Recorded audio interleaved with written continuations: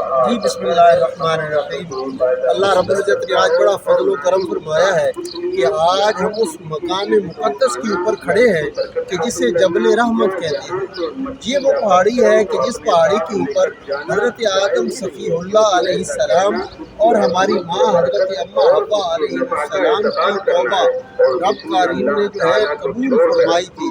300 سال حضرت آدم صفی اللہ علیہ السلام اور ہماری ماں حضرت اماں حوا علیہ السلام خدا رہے اور رب کریم کی بارگاہ میں دعا کرتے رہے، اللہم ربنا ظلمنا انفسنا وان لم تغفر لنا وترحمنا لنکونن من الخاسرین۔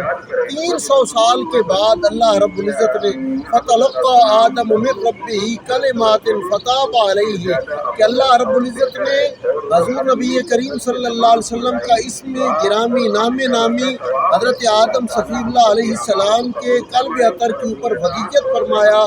جب حضور کا اسم گرامی حضرت آدم صفی اللہ علیہ السلام کی زبان کے اوپر آیا تو اللہ رب العزت نے توبہ قبول فرمائی۔